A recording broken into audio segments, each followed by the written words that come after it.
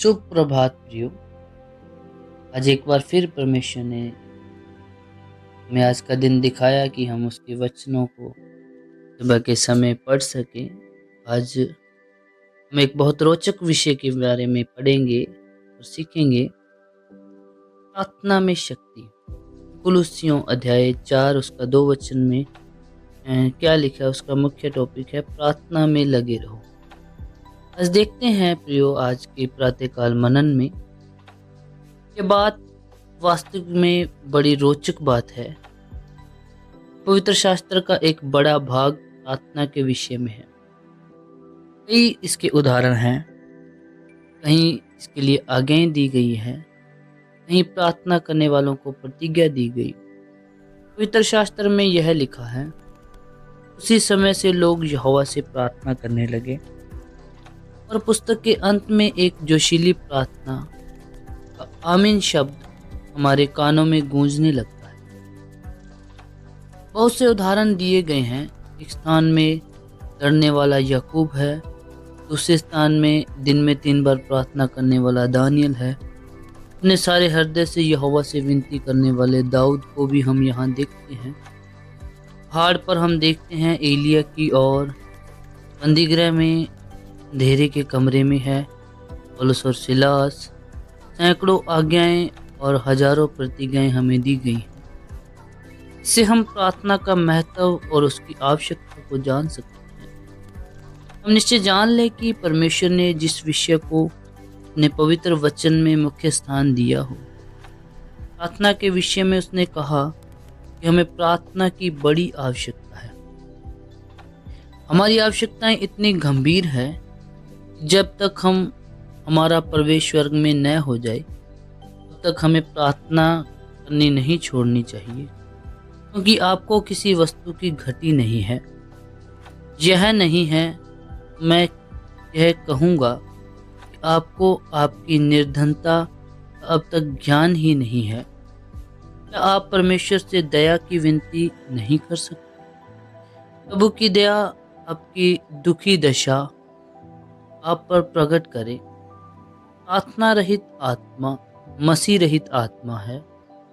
प्रार्थना विश्वासी बच्चे की पुकार है, लड़ने वाले विश्वासी की ललकार है, और जो भक्त मसीह की गोद में सो जाने वाले हैं उनकी अंतिम सांस है।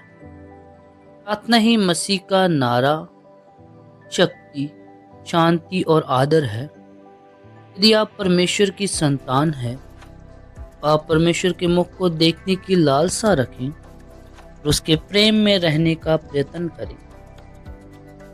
इस वर्ष पवित्र, दीन, जोशीला और धीरजवंत बनने के लिए मसीह से निकट संबंध स्थापित करें। उसके प्रेम के भोजनालय में बार बार प्रवेश करने के लिए प्रार्थना करें।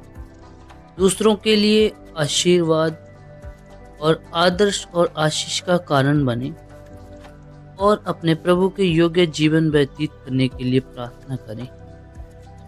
इस वर्ष इस मुख्य पद सभी को याद रहे, प्रार्थना में लगे रहो। कुलुस्सियों अध्याय 4 उसके 2 वचन का मुख्य टाइटल है प्रार्थना में लगे रहो। प्रार्थना में शक्ति है। जो आज भी हम जब प्रार्थना करते हैं तो प्रार्थना में जब देखते हैं कि प्रार्थना में कितनी शक्ति है, आज सुबह के समय हम प्रार्थना के विषय में थोड़ा सा हम देख पाए। आने वाले दिनों में और भी प्रार्थना के विषय में जब हम देखेंगे, प्रातःकाल मनन में परमेश्वर ने हमें प्रार्थना के विषय में देखने के लिए कृपा दिया। इतने लोगों की प्रार्थनाओं के विषय में लिखा है, कहाँ कहाँ एलिया ने जैसे प्रार्थना की, पौलुस और सिलास ने प्रार्थना की, और हजारों प्रतिज्ञा भी दी गई, याकूब ने प्रार्थना की। जब हम अलग अलग जगहों पर प्रार्थना के विषय में देखते हैं, प्रार्थना के द्वारा बहुत बड़े बड़े काम भी हुए।